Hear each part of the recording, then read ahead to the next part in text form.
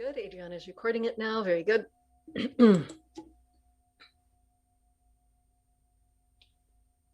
Namo tassa bhagavato arahato samma sambuddhassa. Namo tassa bhagavato arahato samma sambuddhassa.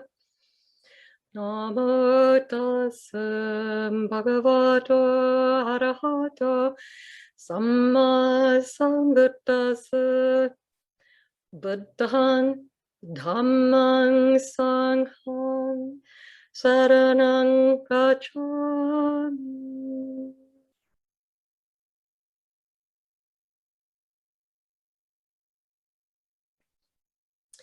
Today I want to share the story of Kisagotami, her background story, her poem in the Therigatha, and a little bit about her being in the position of foremost of a certain category of bhikkhunis. So this is, let's see, we're going to share screen and bring up a PowerPoint.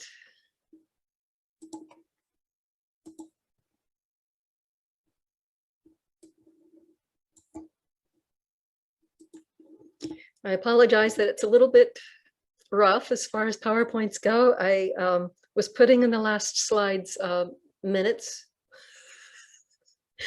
maybe within the last hour, certainly. And so they're not as pretty as they might have been.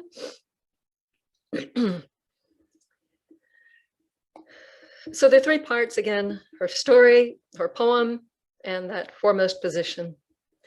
Here's where we find her story in the canons. We're starting off with that story. The story is not given in her poem. There are people who just take what's right in front of them there of her words in the poem and take that as her story and just say, well, the names got confused or something. I don't agree with that.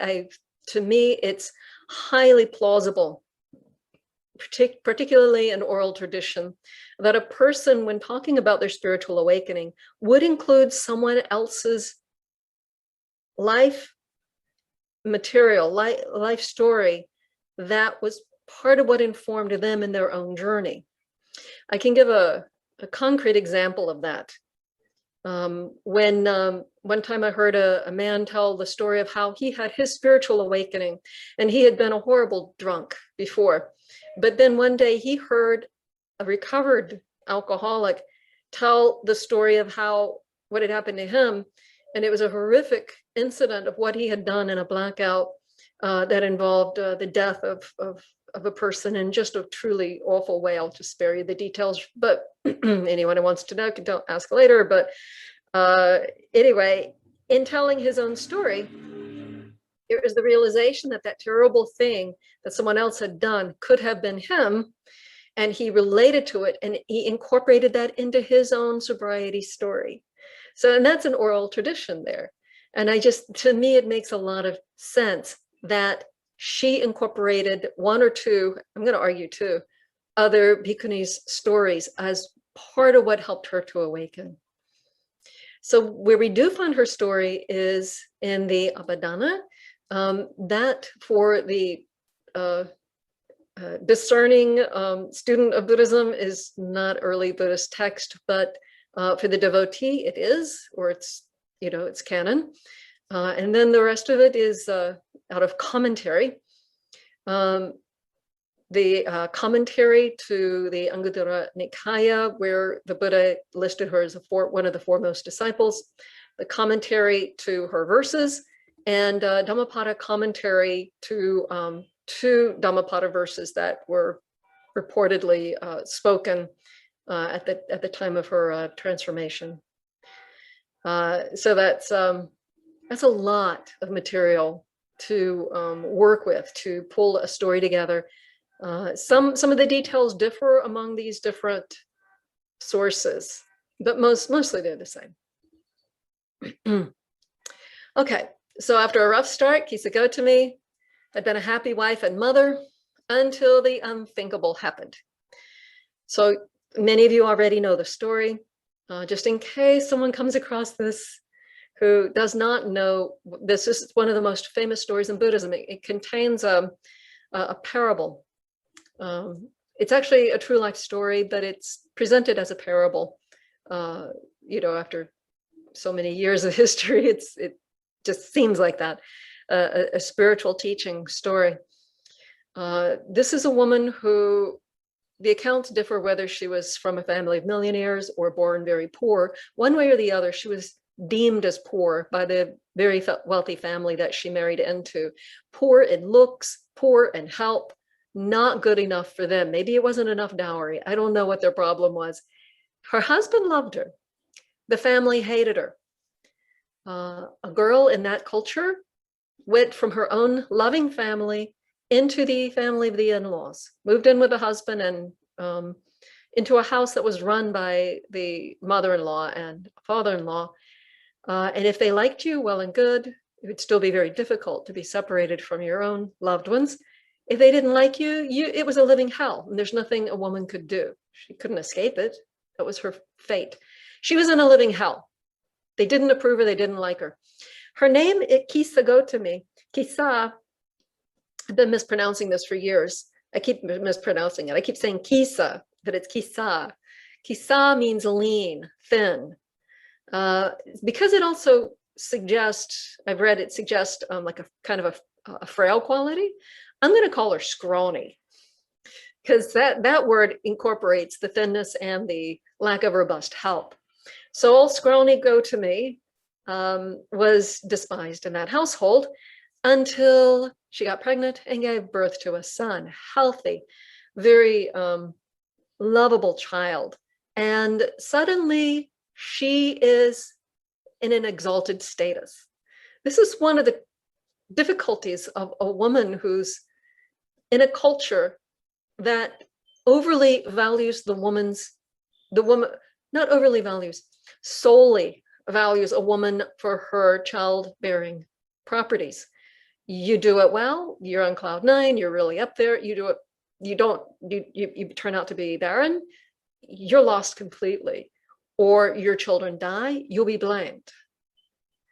So the unthinkable did happen. The child, as he was old enough to run around, even though he seemed so healthy, something happened, he died. We don't know why.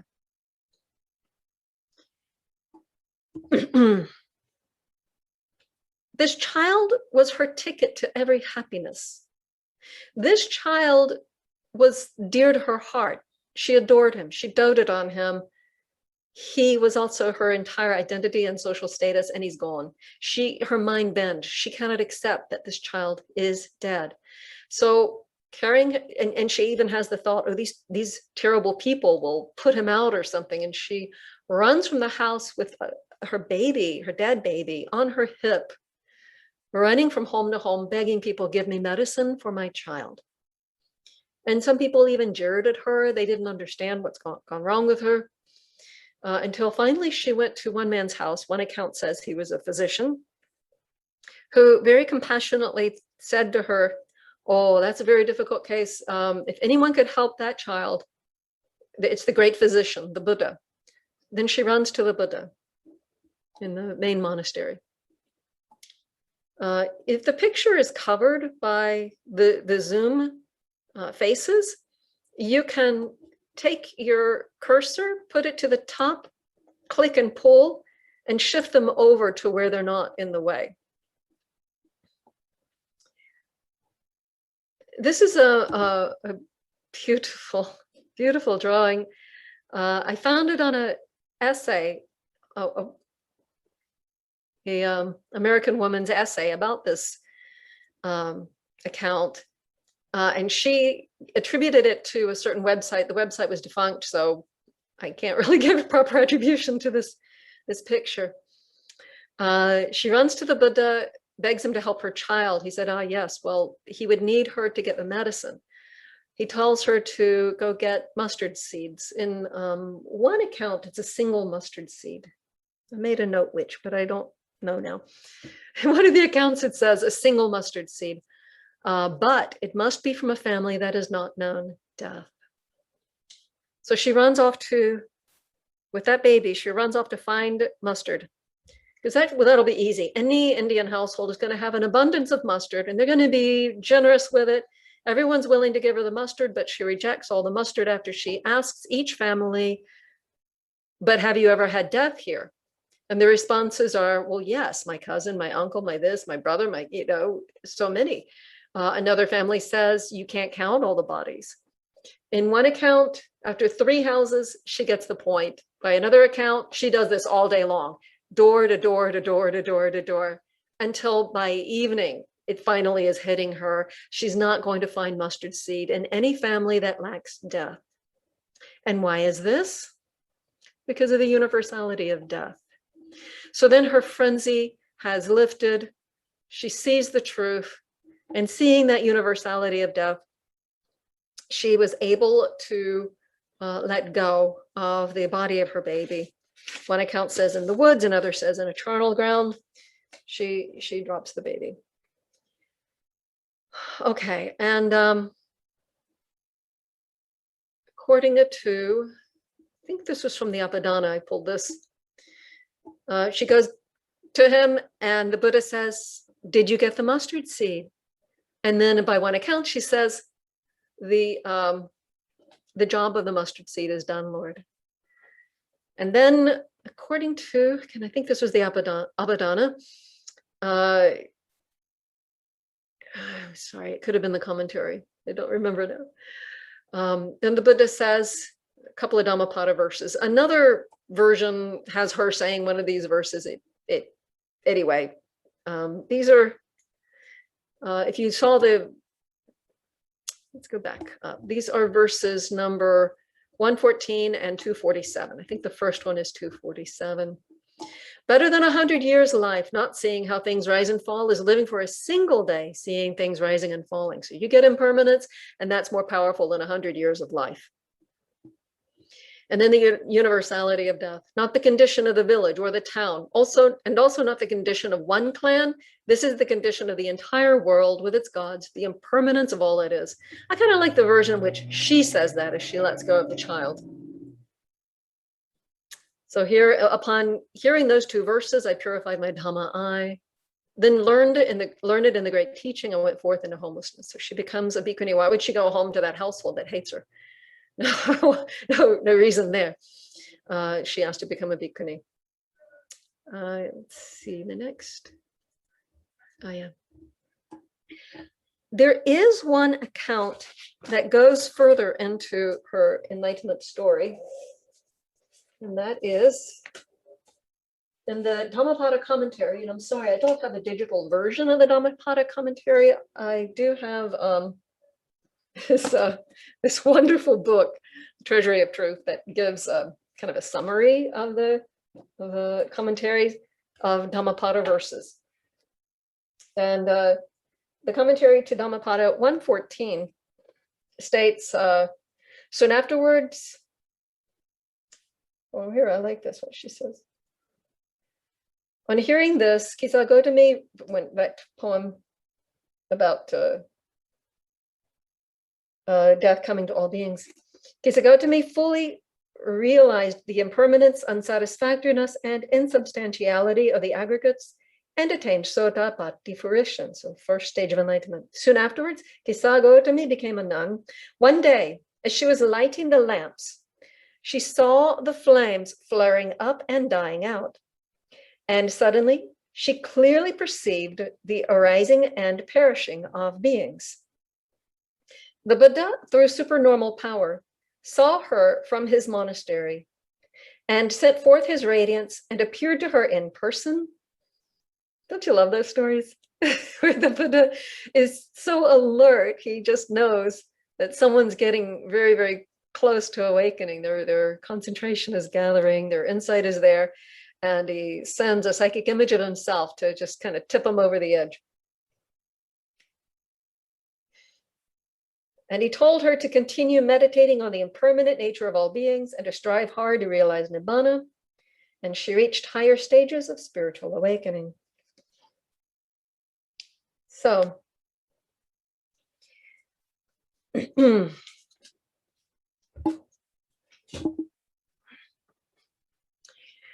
So that is the story of her awakening. Now, I mentioned about that beautiful painting, picture there, Kisagotami with the Buddha, and an essay by an American woman. What the American woman was writing about was that how painful it is that the death of a child seems to be necessary for a woman to attain enlightenment. And I just want to give a counterpoint to that, that any obsession is an obstruction. Children are highly obstructing only because of the passion the mother has for them. But if, you know, racing cars was an extreme passion, that would be an obstruction.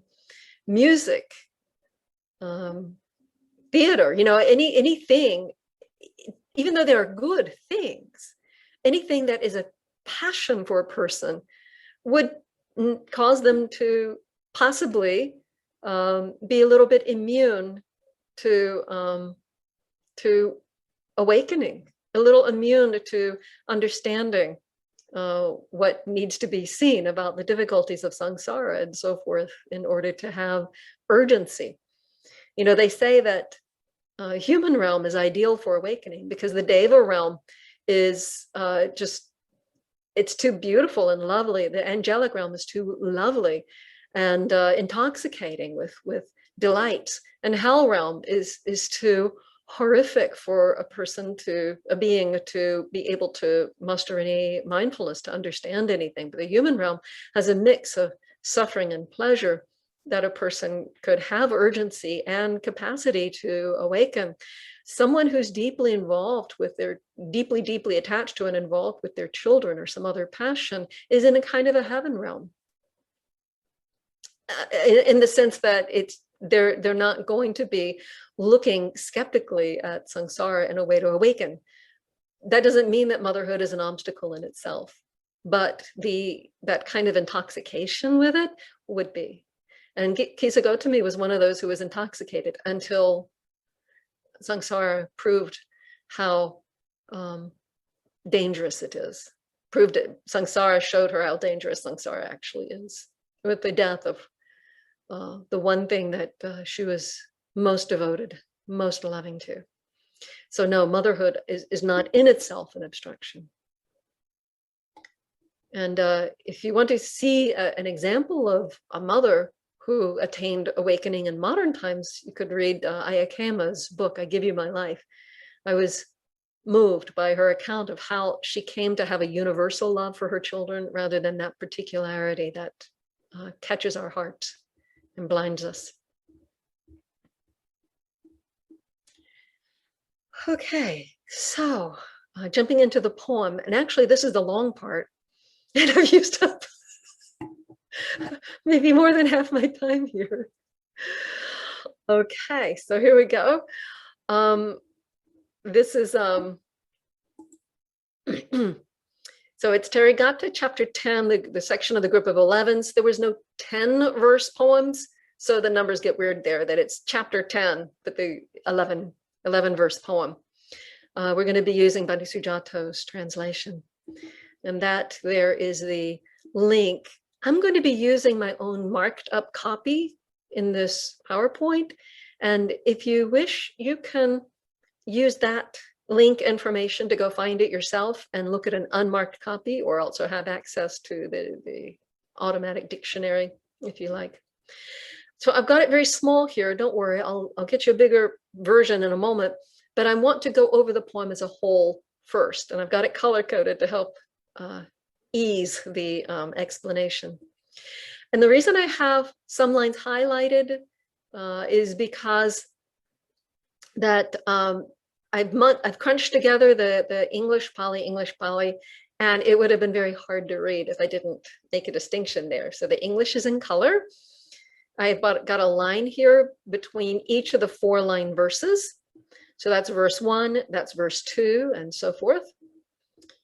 And so there's the first 3, and then it goes on to the next page. So the first 2 verses are about friendship, good friends, power of having good friends, spiritual friends. The next verse is about the Four Noble Truths. The next verse is about female suffering. The next verses there in blue are an example from someone else's life of female suffering, the story of Padachara. I'm not going to go into that. It's a very powerful story. It would overwhelm this story, so we'll leave that kind of alone somewhat.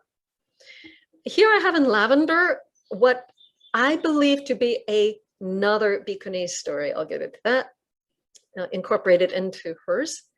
And then we have the final verses about her awakening. Okay, so here we go. This is the beginning of the poem on good friendship. Pointing out how the world works, the sages have praised good friendship. Associating with good friends, even a fool becomes astute. Kalyanamittita munina lokangadisavannita. Kalyanamitte bhajmano apibalo pandito asa. Associate with good people, for that's how wisdom grows. Should you associate with good people, you would be freed from all suffering. And I'm just going to point, I don't have time, obviously, to go into Pali 11 stanza poem, but I'm just going to read that first line. Bhajitaba sapuri sa. Associate with good people, for that is how wisdom grows. Should you associate with good people, you would be freed from all suffering. So why is she belaboring this point about good friends so much? These two verses are quite different. One says hang on a second, I'm going to annotate. I learned how to do this just a little bit ago. Okay, so Kalyanamitika, that's a good spiritual friend, and that's to associate with good spiritual friends. And even a fool becomes wise if you do that. Here, down near the bottom, associate with good people. And that is sapurisa. So it's not just any old kind of good friend here. So the first verse is the kind of good friendship you could have even with worldly, ordinary, good, wholesome people, but not Buddhist saints per se, not people in stages of enlightenment necessarily. Now, the Buddha called himself the great Kalyanamitta, so it doesn't exclude them, of course. But anybody who's got a good head on their shoulders and good ethics could be one's good Kalyanamitta. And this second line about the sapurisa, hang on a second, I'll have to erase that in a moment, but the sapurisa could just mean a great person, but there are scriptures in which sapurisa specifically means someone who is awakened and at some stage of awakening. You will be freed from all suffering if you associate with a sapurisa. This is talking about getting the teachings of the Buddha for awakening. That's the distinction. Like the first stanza is about get your ethics together, get your life together, go with good friends, and you get on a good spiritual path. But hey, awakening, the stages of enlightenment, you need a sapurisa. You need someone to give you the Dhamma. This is in the days of oral tradition. You can probably get enough good spiritual direction, in my opinion, on the internet. Like it's out there, especially on Sutta Central. You can get it. You're still getting sapurisa directions from the words of the awakened one. So I need to do a little cleanup detail here, because this my underlining will follow us through the document if I don't get rid of it. Okay, so how does that work, that you get freed from all suffering? Well, you come to understand the Four Noble Truths, and that's the next line. Oh wait, I need to talk a little bit more about good spiritual friends, right? Isn't that a lovely picture? It's from some vihara. They took it from somewhere else. There's no attribution anymore. And why is it that even a fool can become wise, can become astute, as though by osmosis? Because there is osmosis. There's something called mirror neurons. And I'll try to make this quick.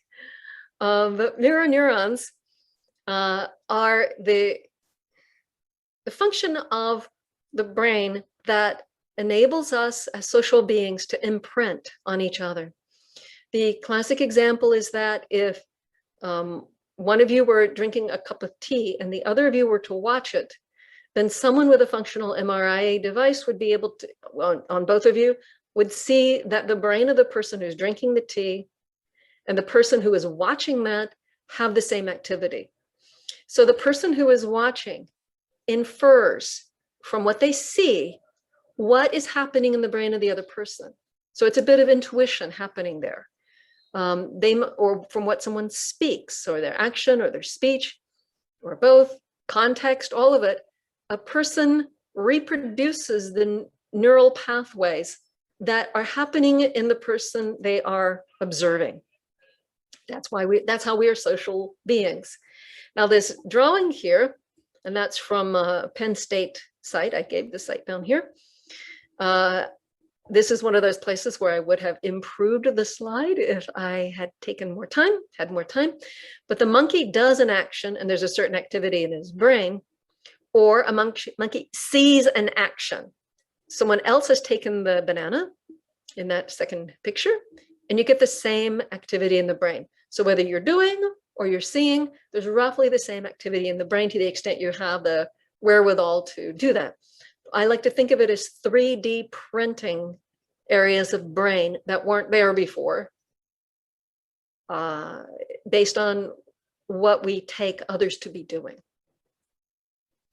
We actually create in our own brains the brains of other people to the extent that we can infer it, that it's implied by their behavior and their speech.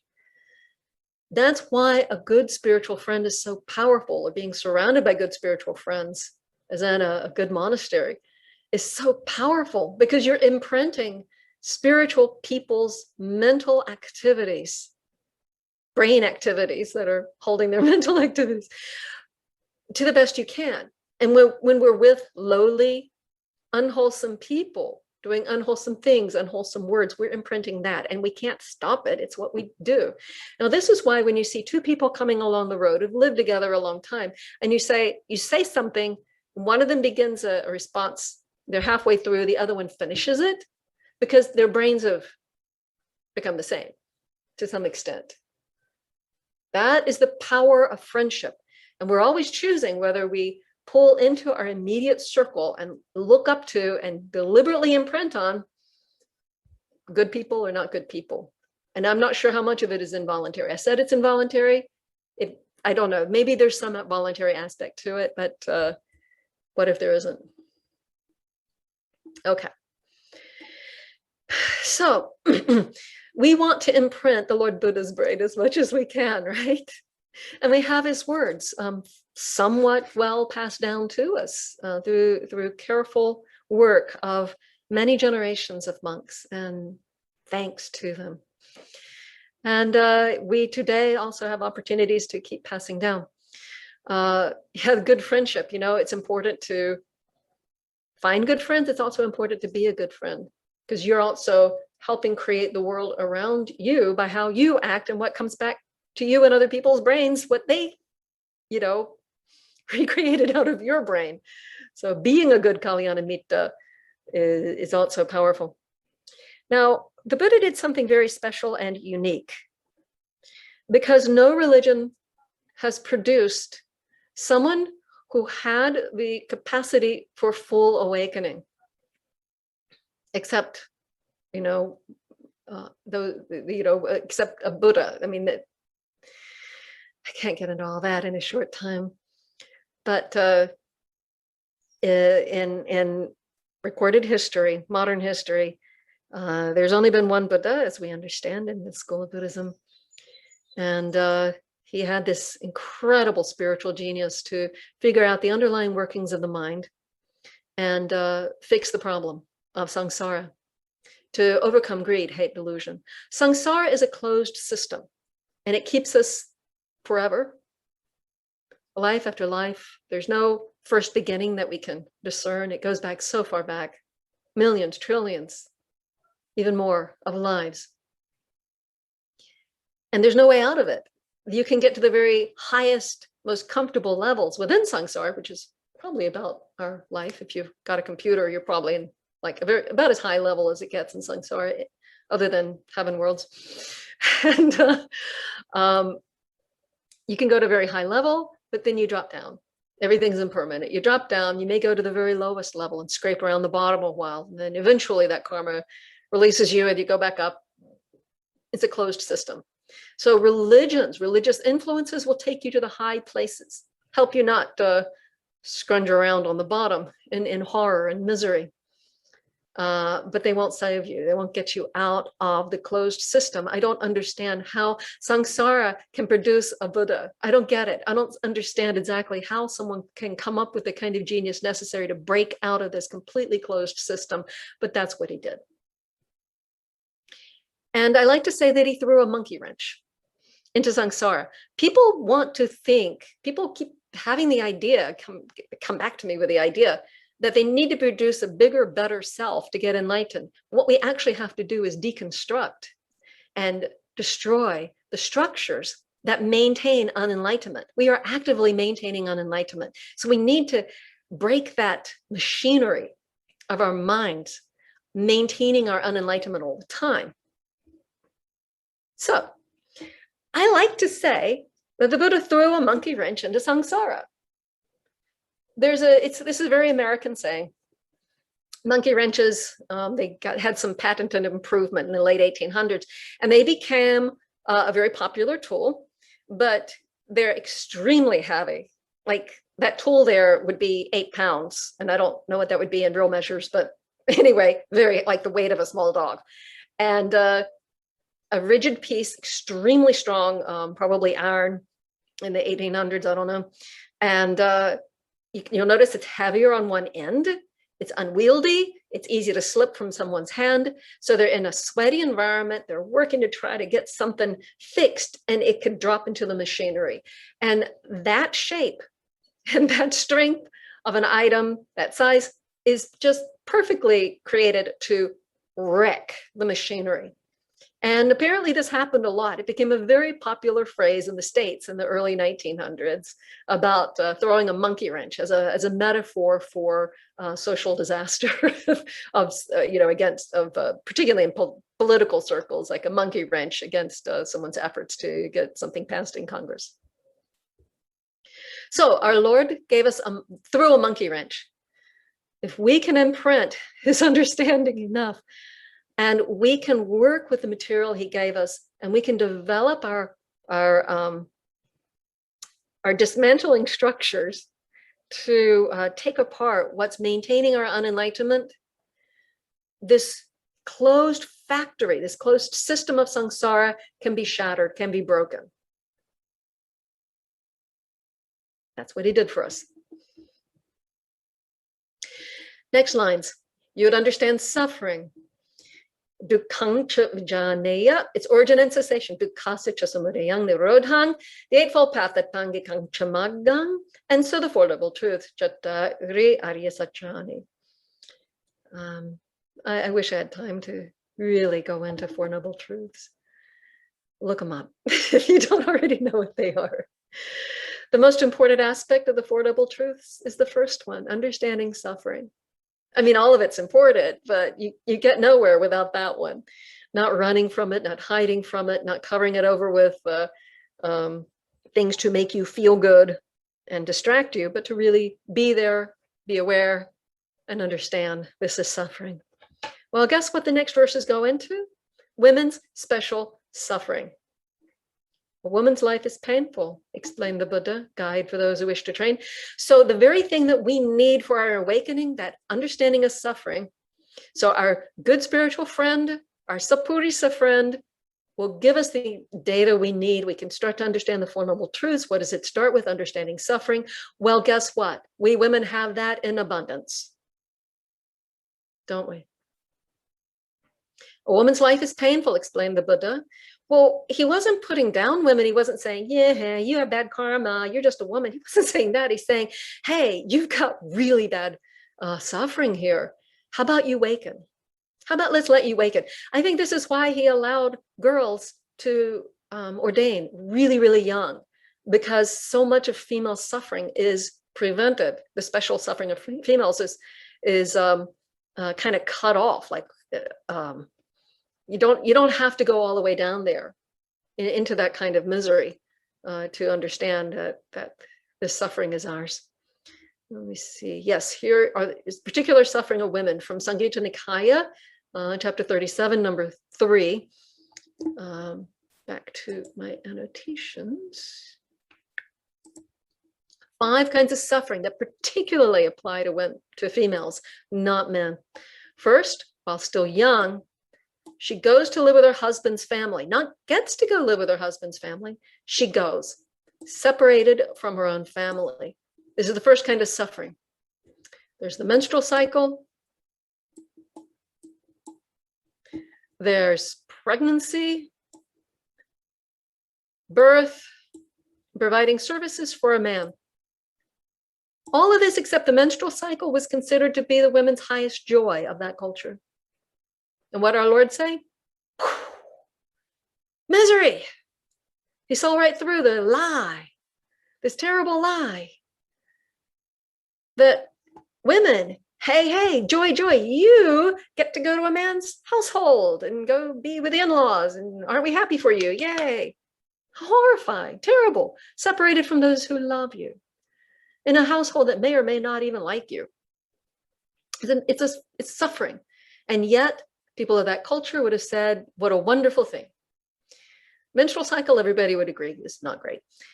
Pregnancy, birth, highlight of a woman's life in that culture. Huge amount of denial, even in our culture today, about the reality of pregnancy and birth. It's bad. It's really bad. I mean, yeah, okay, the results of it are delightful and hopefully, but if you look, I forgot the numbers, but if you look at mortality for women of a certain age, of ordinary health, who do not get pregnant, and those of the same age, same health, who get pregnant over that course of that year of pregnancy, birth, and a little period afterwards, the mortality is huge. Pregnancy is dangerous. It's a life-threatening condition. It's so much a game of young people to survive that age 36, even today, is called geriatric for having a first child. Because that body better be strong to endure this. Childbirth is horrifically dangerous. Yeah, I'll get into something in a minute. Terribly, terribly dangerous. Even today, not so much so, but whew, in those days, how many women died in birth? I don't know. I can only imagine. No anesthesia? No anesthesia for a breech birth? No cesarean sections? Unless the woman's life is already given up? This is not fun, but it's her highest delight in that culture. And services for a man, again, her highest delight in that culture. That was the only recognized female spiritual agency, is to have spiritual development by how well she serves her husband. And the Buddha just did not accept that at all. Not only did he tell a very inconvenient truth for other people in that culture, the other religions, saying, oh yeah, of course they can become enlightened, just like men can become enlightened. Of course women can become fully enlightened. Not only that, he says that providing services for a man is suffering, dukkha. Not even hard to do or something. He's calling it dukkha. Okay, I'm going to clean up my document here.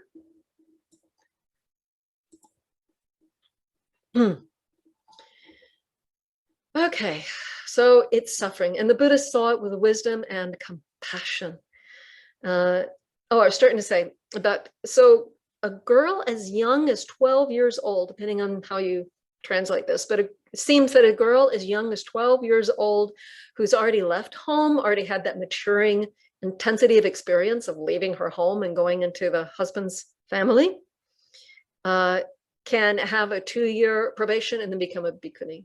That is my understanding of it. There's different translations, but that's my understanding. And why would he do that? Wow, think how much dukkha is cut off by her getting to do that.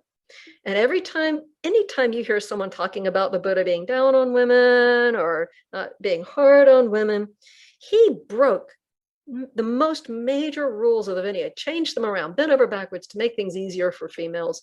You can even ordain a woman without her being present.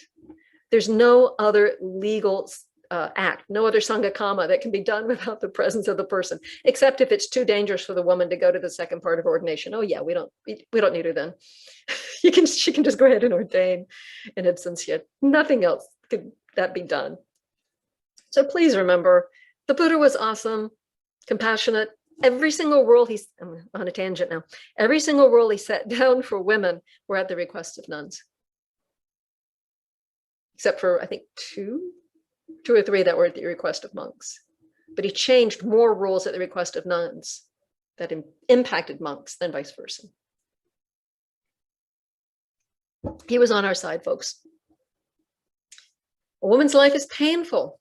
And for a co-wife, even so, even worse, after giving birth just once, some women even cut their own throat.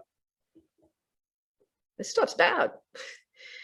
While the delicate, refined ladies take poison.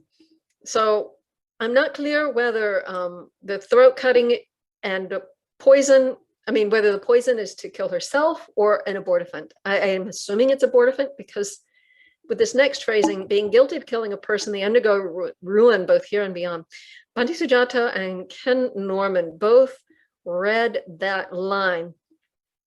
I don't have time to say everything in Pali, but they both interpreted those two lines as, there's murder in there, there's mother, there's embryo, and they interpret it as that the woman has killed the embryo and there's some terrible repercussions there.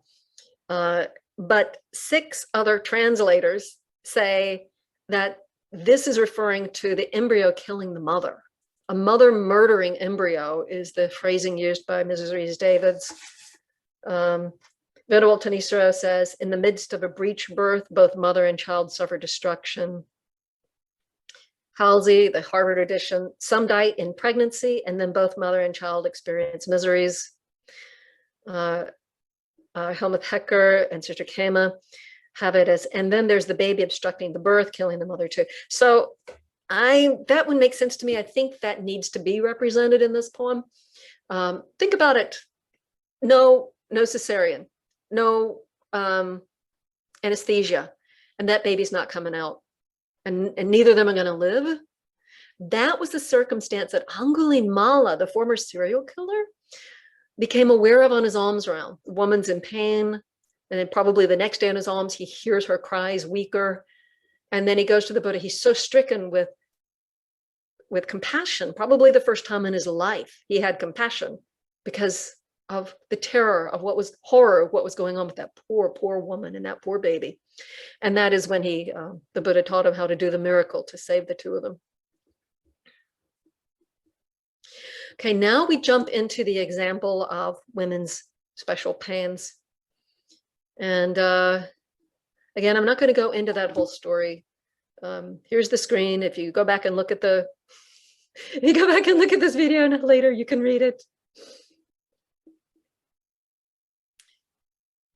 And you have been shedding tears for many thousands of lives. And then we get to this next one. I just want to outline real quick this next bit. I believe this is Vaseti's story. No one else is saying this. This is my own unique idea, I think. I can't say I haven't done enough research to say no one else has come up with this. But one clue is the word Kadiditani. And hang on a second. Annotation.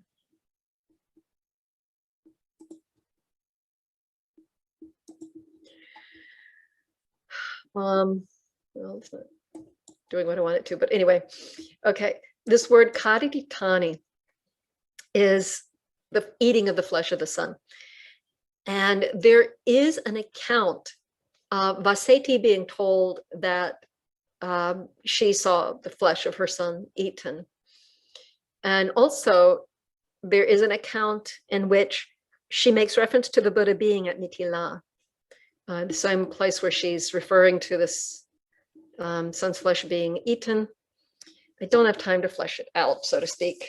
But in Sundari's poem, it starts off with this. Vaseti is in the Book of the Sixes. She describes how she'd been on the road and in a state of madness for a long time. But Sundari's poem starts on verse 312 in the, I don't remember where. Anyway, with a conversation between a Brahmin who'd lost his son and Vaseti, or Vasitihi, depending on the spelling. And the commentary to her poem, Sundari's poem, says that when that man asked her, said, well, you know, you ate your children, how did you survive this? And then she advises him to go see the Buddha near Mithila. And Vasiti in her own poem mentions meeting the Buddha near Mithila. And cause to be eaten, kadamana, means it's a term of abuse that is used in popular usage. Whenever a woman's sons die when they're born, finding fault with the mother, they say a child eater. How cruel is that? Your only purpose in life, according to that culture, is to have babies, and you lose a baby, you're in mourning, and then people call you a child eater. That is vicious. And there's a footnote here that karitani is the past participle of the causative verb. Okay, so enough of that. So that's why I think that she's incorporated another bhikkhuni's words there, but either way, condemned by all could have referred to her as well. Now we get to the very end. She's developed the Eightfold Path, leading to the deathless. She's realized quenching as seen in the mirror of the Dhamma. This bit about quenching is very powerful. Wait a second.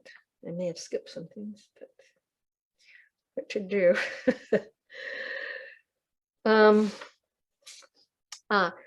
You know, seeing your own suffering as a person, or specifically your suffering as a woman, or whatever special suffering you have, like a body that chronically hurts, whatever is your own suffering, seeing it, using it is empowering.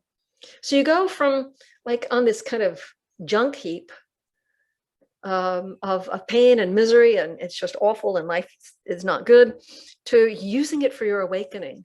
How awesome is that? Ajahn Brahm gives that metaphor about the manure.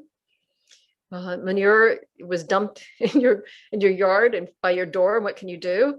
Or you put it in a wheelbarrow and put it onto your garden, and then you end up with fruit.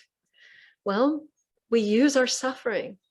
And it's like if you'd fallen into a junk pit, a garbage or trash pit, you can't get out, and you're looking around you, you've got all this junk around you. You've got broken chairs, you've got broken tables, you've got a piece of a bicycle, you got this, that, and the other, and you got to get out. What do? Well, you take some of the junk and you pile it into a little pile, and you start climbing up, and you make a little ramp for yourself up out of that pit, using whatever junk is there, what's the junk in your life?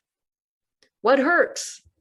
What's impossible to bear? Well, there you are. That's your first noble truth. Use it. Use it to get out of all this thing. Because you know what? The next life might not be any better. It might be worse. Sorry to scare you. So I realized quenching. So nibbana here.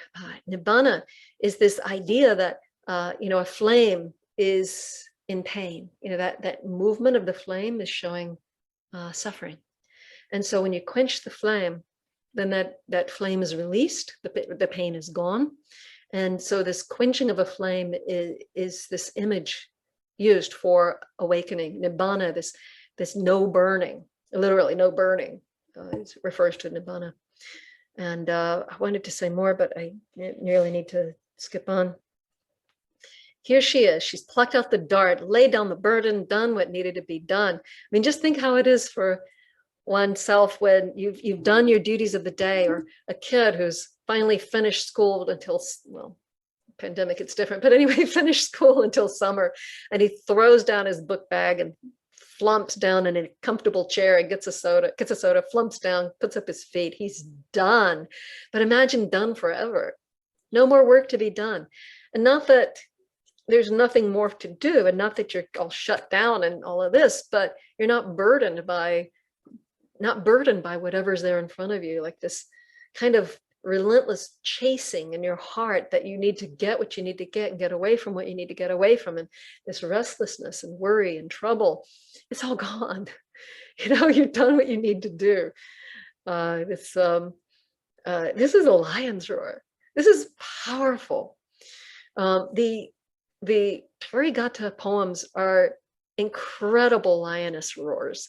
I would not appreciate anybody who presented them as anything short of what they are. Extraordinarily powerful women, enlightened people. What could be more powerful than a heart that has nothing to lose? That's vibrant and present, soft and compassionate, with no personal agendas or issues that could ever make you unable to love another person. Wow. May we all get to say what Venerable Arahant Kisagotami said, which is, her mind released, laid down the burden, done what had to be done, pulled out that dart. May we all get to say that. But we're not done. I know I ran out of time. But there's one more piece to this teaching. Forgive me. She was foremost. Foremost in what? Isn't that a great picture? Pull up some Vihara website. Okay, so in the Anguttara Nikaya, in the Book of Ones, the Buddha listed the who's who of his monks and his nuns and his laymen and his lay women.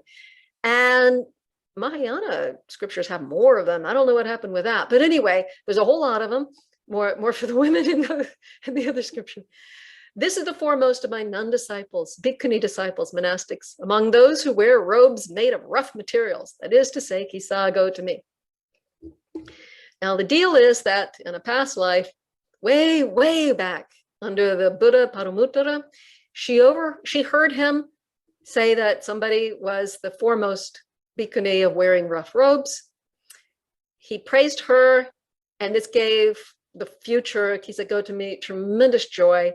And she did service for the Buddha and made her aspiration to do that. And he approved that, yeah, that's going to happen, and said when it's going to happen and so on. And so she went to heaven, and then she had another human life. And then the next life that's recorded is that one that she had that difficult situation with the baby and all. So here in, I don't remember what I've got here. It might be, I don't know if it's the commentary of the Abhidhamma. I'm wearing robes which are rough. My sangati being made of a shroud picked up and brought from a cemetery along the road.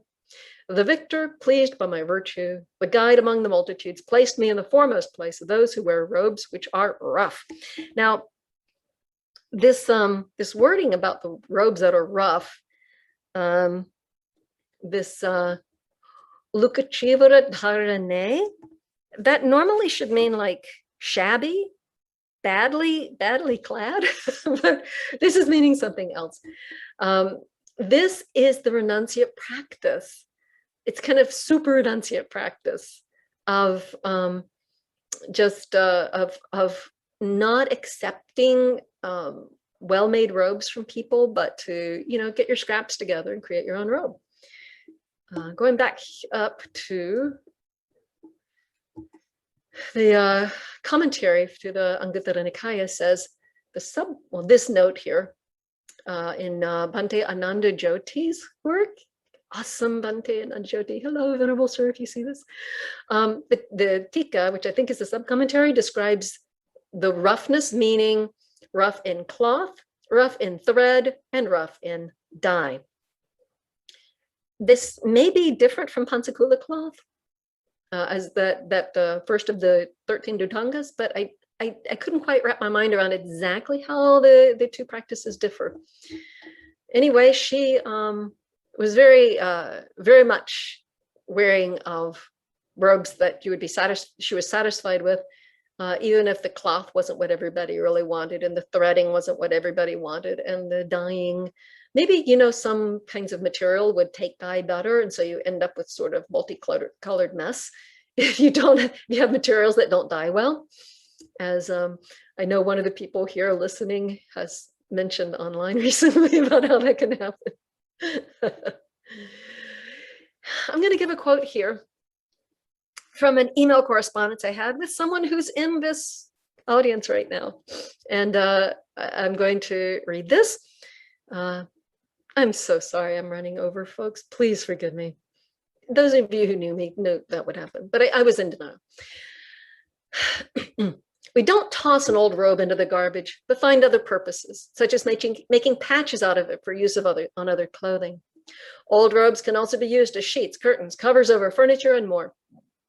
I've sewn an old upper robe to a woolen blanket to create a warm winter cloak, which I wrapped up in while helping with a series of bhikkhuni ordinations staged outdoors in New Jersey last year. We Buddhist monastics ideally wear the same clothing for many years, patching any worn or torn places and not tossing them aside too quickly for something better, even when new clothing is available. This is part of our life of simplicity and renunciation. The dissatisfied mind, always wanting, is the source of all our trouble and pain in life. So why feed its desires? Better to just make do, add a patch, let it be. This doesn't make sense to lay people, to some lay people, but other monks tend to deeply understand and respect this approach. So here's a patched cloth of mine. I'm wearing it at the moment, but I took photos in sunlight so that you could really see. The patches have replaced the cloth in great part. You can see the frayed cloth there is kind of see through that spot, but it's almost all patches. In fact, if you were to turn it inside out, you would see old patches inside that wore out and had to be removed. So you can see the edges of old patches. It's like patches holding patches together rather than the original. So this is a blouse of mine. And you can see the collar there is one long patch. That's the underarm area, and below patches. A new nun once asked for a patched robe of mine. I'm like, why? And she said, it's more authentic. And I said, earn your own patches. She was brand new. She's not even one vasa. I said, earn your own patches. And in that moment, something shifted in my mind, because before that, I was ashamed of my old patched robe, my patched robes and my patched shirt. And then I realized that it actually was kind of a badge of honor. I never thought of that. And I have indeed earned some patches along the way. So again, returning to that email correspondence, this heavily patched shirt, the one in the photos, has been my good winter shirt for many years. Though long thinned by wear, until recently it was my only shirt large enough to wear a sweater beneath it. After last year's ordinations in New Jersey, the preceptor gave advice to the new bhikkhunis that included pointing to my patched shirt, the same one, and exhorting them to embrace this renunciation. So close up. You can see the patch underneath there is held on with extra stitching done very badly. So this gets me to something else I wanted to bring into this talk. I said it had 3 parts, but the part about the robes has 2 sections to it. One is Kisagotami's wonderful example, and 2 is a project that involves using old robes. And so I received an email one day from a lady saying she's Jasmine Graff, and an artist, and she's studying Buddhist manuscripts and so forth. And she wants to honor the importance of Buddhism in her current work. She's exploring the impact of print, paper, and bookmaking as forms of social, cultural, and symbolic capital. And so anyway, you can read this more slowly at your leisure if the video comes out later. But she is interested in producing papers by hand using natural plant fibers, and especially trying to use Buddhist robes, old robes, and turning them into paper and turning that paper into art or covers for books. So my intention is to engage with local and monastic communities using art as a catalyst to connect differing, diverse populations. So when she makes them into handmade books and going to put them into libraries, the material is the metaphysical vehicle, and the books as repositories of knowledge. And you know, that's really great, metaphysical vehicle. When people bow to a monk, I was taught they're not bowing to the person, they're that individual personality, they're bowing to the Sangha represented by the robes. And these robes are kind of a vehicle or a representation, they're a symbol, and they are a vehicle for awakening, because when we go into these robes, we get to enter into some ideal conditions that the Buddha put together for awakening. And so, so when they're bowing to me, they're not bowing to me, they're bowing to this robe. And so this vehicle, the robe, it could be seen as a vehicle. And so the books are a repository of knowledge, maybe Dhamma, and then you have the robe. And I am currently working on a book project that I hope to have robe bound covers in the library, in a few libraries, and then, you know, maybe digitally reproduce or whatever, or I don't know, maybe some publisher will be interested in a book of, it's a Q&A. So she was asking for worn Buddhist robes, and there's her email, and there is her website. And here I sent her some robes, and that was not easy to do. I had to give up something because all my robes were either in use or they're brand new ones in the closet that I didn't really claim, or had them in use, and kind of, anyway, I found some that realized that some really needed to go. They were too thin. So there on the right is where she is got them drying, and then there's the result on the left. And that's the end of the slideshow. And I would like to invite Ms. Jazz to unmute and put on her camera, if you can, or you weren't expecting that maybe, but to unmute. I used to be able to spotlight someone, and I don't see how to now. Let's see, they changed something. I'm not able to put my video on, but I could unmute. Yes, go ahead. And while you're talking, I'm going to be in the background doing something unexpected. And actually, I have to tell a little bit about it before I do that. When my dear friend Ayya Sudhamma was visiting me recently, I told her, you should give some robes to Ms. Jasmine. You know, she needs them for these projects. She'll be so grateful. And she was like, well, I used to have a whole lot and I left them behind at such and such place. But she said, well, you should give up that shirt of yours that's so old and patched. I'm like, my shirt? No. And she said, but isn't that just attachment? So I decided at that moment, I will give up this shirt from Ms. Jasmine's project, the one that I just showed you all the photos of, the one I'm wearing right now. But I couldn't figure out how to make myself do it. So I'm going to take off this shirt in the background while Ms. Jasmine talks to you a little bit about her project.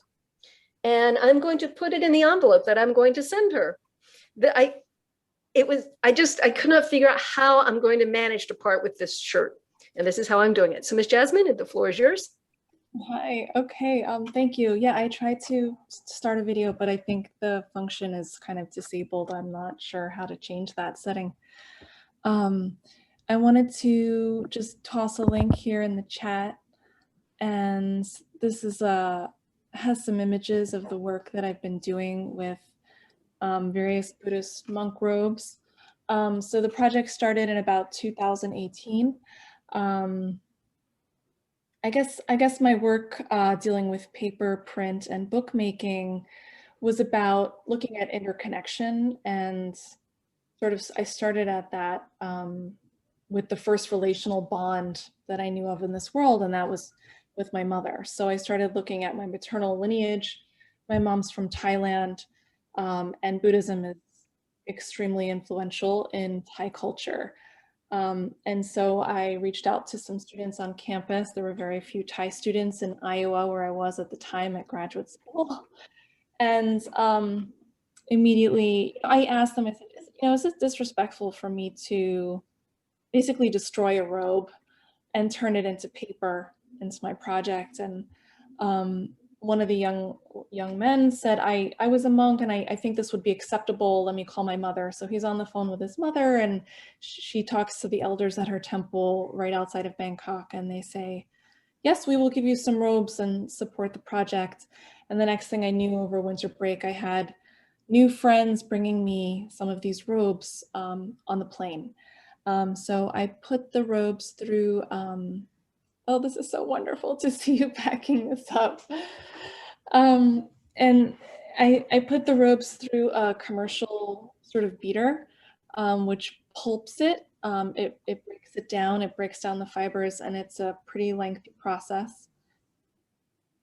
And then it needs a cellulose fiber structure to bond it together to form sheets. And I've studied different types of sheet forming, Eastern and Western styles of paper making.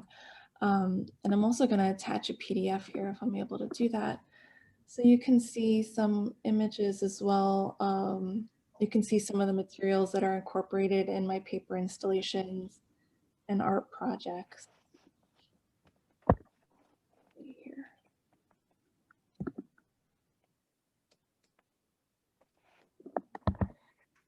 Okay, so this is a 2-page PDF. And on the PDF, there's a little QR code, and that QR code, if you take a picture with your phone, that'll take you to the website that I linked above, and you can explore my website, which has other iterations of books that I'm exploring. And part of this is looking at essentially how we share knowledge. How do we share what we know? Not this sort of knowledge as like this supreme thing that is almost untangible and we're always kind of searching for, but this idea of, how does one share what they know? And it's through these incredible technologies of paper, print, and bookmaking that globally we've been able to share knowledge. And we've evolved even now to look at a web page as sort of this new iteration of a page of a book. And it all comes back to, or it all originates from these very natural materials and these traditions, which are now sort of becoming endangered. So that's a little bit about my project. And I have to say that, when I reached out to Ayya Sudhamma bhikkhuni about asking for a robe, that was then when I realized what I was asking for, because the relationship with the robe, obviously I would imagine it's very different for every different Buddhist monastic, that type of relationship. But when you hold on to a robe for 10 years or more, and it's gone through this journey, I think that it has a very, it sort of embodies a lot of that experience. Perhaps it holds remnants of what that journey entailed. And when you showed all the different patches of the robe, it made me think of a mapping, a sort of mapping through the stitch. The stitch is both puncture and connection, right? Of how these different pieces come together and clothe us and keep us warm and cover us and are like a second skin, and also is very intimate, but also a very powerful symbol of something that not everyone has access to, perhaps, but a very powerful symbol that I'm interested in learning more about, how contemporary society views it, and how it exists in different countries, and the power that that robe carries too.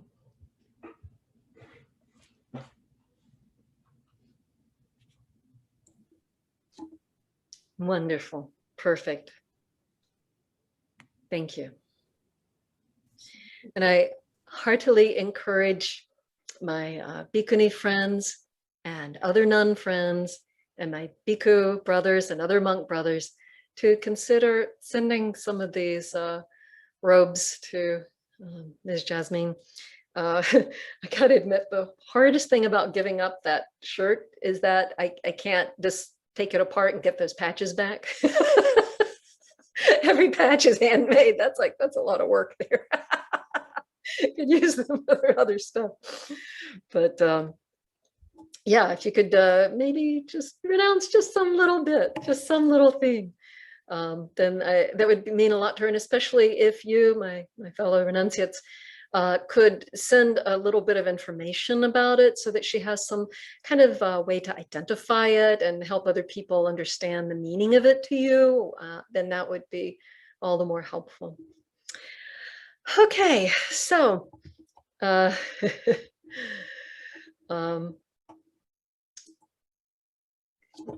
we don't have really time for Q&A, but I'm going to go ahead and open it up. And if anyone needs to go now, it's just about 4 o'clock. This would be a time to go without looking, well, it wouldn't be bad anyway, but without feeling uncomfortable. Please feel welcome to go if you need to go now. If anyone had any sort of kind of sadhu, sort of well done sort of response to the teaching, this would be the time to say it. Sadhu, sadhu, sadhu. Sadhu, sadhu, sadhu. Sadhu, sadhu, sadhu. Sadhu, sadhu, sadhu.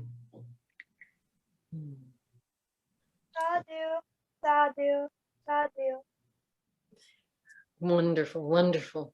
Also, if is this a time to make an announcement, Ayya? I think it's fine if you do, Ms. Laura. Thank you. This Vihara runs off of donations, so if you could go to the charlottebuddhistvihara.org website, there's a donation ball. You can hit that and continue to support the Vihara so Ayya can live in the home, in the Vihara. Thank you so much for thinking of that, Laura. Appreciate it. Okay, so you can ask me any questions, but I think right now, kind of a little more urgently, is to ask Ms. Jasmine any questions, because you can always find me. Are there any questions for Ms. Jasmine?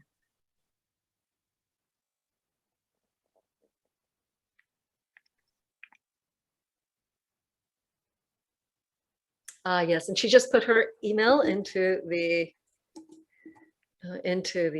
chat. Adriana has put Charlotte Buddhist Vihara donations thing in the link in the chat. Any questions for Ms. Jasmine? Okay. Thank you for coming. I didn't even think to thank you. Thank you, Ms. Jasmine. Thank you for your project. Thank you for having me.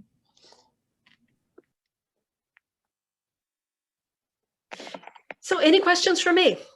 Last chance. Any thoughts, any feedback? I had some, I guess, inquiry about samsara being a closed system, and I guess I haven't developed this question very well, but I guess is the connotation somewhat like the way we think of water as being sort of, I don't know, what is meant by a closed system? Is that kind of a trap, or is that balanced in itself, or I don't know how to think about that. Thank you for that question. It's a very good question to ask. And, it depends on your perspective, because some people are terribly afraid of non-existence. And the idea that samsara is not going to let you go is quite comforting to some people. As long as you want to be here, you'll be here. Even if you just have a little tiny whisker of wishing to be here, you'll be here. If just the slightest wish to be here, you're going to be here. You're not leaving the system as long as you want to be at it. Not happening.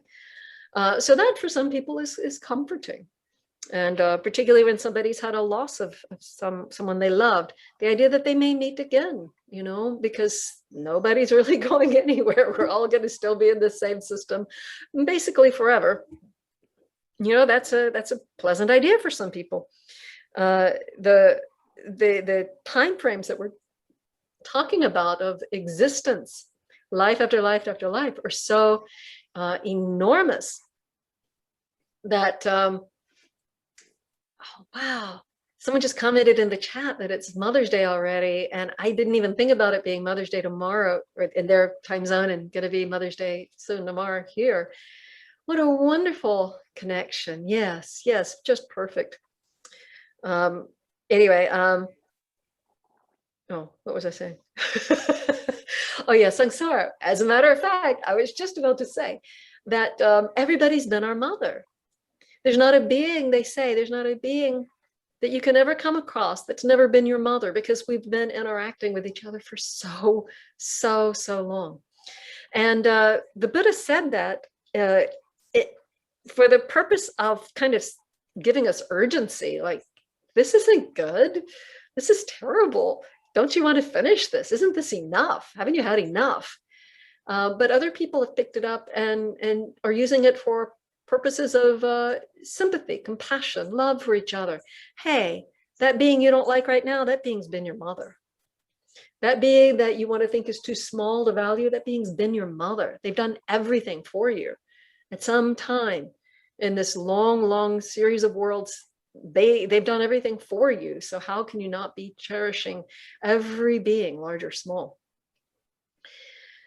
It's a closed system in the sense that, you know, a metaphor, I don't know if I heard it or came up with it, but if you had a bonfire, when does it cease? When will a bonfire stop? Well, a bonfire is going to keep going as long as you keep putting fuel on it. So as long as you're chopping up logs and throwing them on the bonfire, that bonfire, you know, in theory, could go on forever.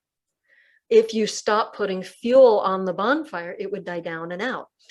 As long as we have any craving, clinging, longing, desire of the smallest amount, that continues to fuel samsara for us. When that's gone, then we live out the remainder of this body, like the bonfire would take time to die down. We live out the remainder of this body, but it's not going to keep going. There's no fuel for it. It's done.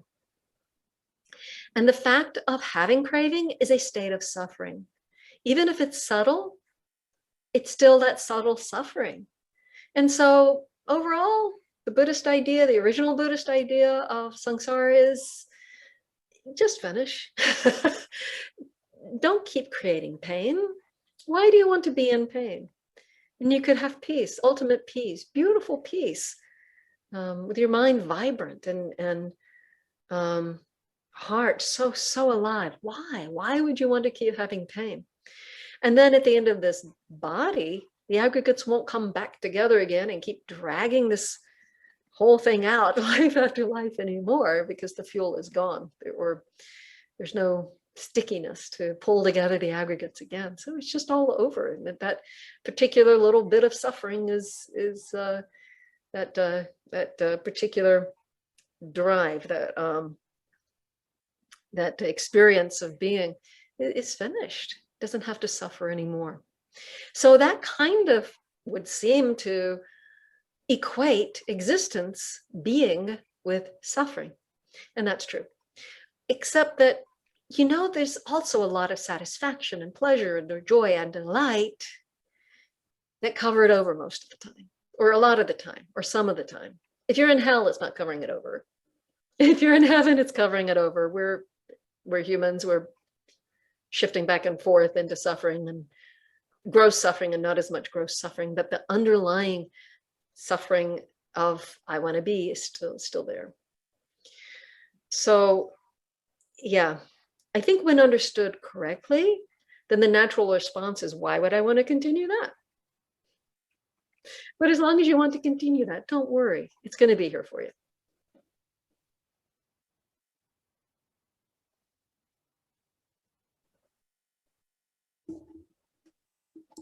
There's something in the chat. Yeah, so yes, of course, happy Mother's Day. Who was it that said that? Yes. Happy Mother's Day, everyone. And happy Mother's Day to all mother beings. I hope you all be inspired to treat other beings with incredible grace and gentleness, given what they've done for you, and given all the suffering they've had on your account.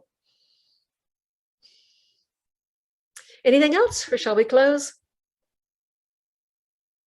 I just wanted to say, sadhu, sadhu, sadhu. That was really incredible. The story of Kisagotami, I mean, it's really difficult, but also so beautiful. The way you described her really coming to terms with her own suffering and using that as a form to find peace for herself and those around her. I just feel really deeply moved by it. And I really liked how you, in the middle, brought it home to us, you know, like we might not be dealing with such immense loss, but whatever we're dealing with now, that too can be used. It's the conditions we have. So I feel really empowered, and wow, just to like, it's so incredible. Like we have all these incredible men and women who came before us, who really worked hard and who overcame so much. It just feels like, I don't know, it just feels like such a beautiful space to be in, like the Sangha, you know, it goes back so far. So yeah, this was really uplifting and inspiring, and I really needed it. Thank you, Ayya, as always. Appreciate it. Wonderful, Adriana. Much appreciated. Okay, so this should eventually get uploaded onto YouTube with the other Therigatha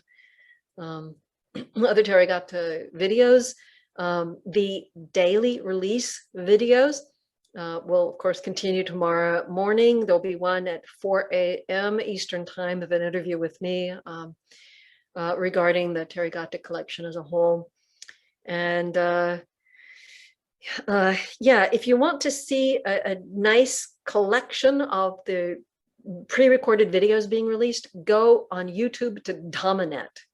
And if you want to see the broader collection, either go to therigathafestival.net, I think it is, and look at, go to the part of the website of events, and that will give you that, or go to Therigatha Festival YouTube channel. Oh, and if you go to Dhammanet, you have to hit the right playlist. So you go to Dhammanet, go to playlist, and then go to Finding Sanctuary under that, and it's got them listed very neatly. Okay, so, oh yes, a link there for the Therigatha Festival. Very good. All right, so good morning to some of you on one part of the world, and good afternoon or evening to others. And again, thank you, folks who were here in person. It meant a lot to me. Thank you.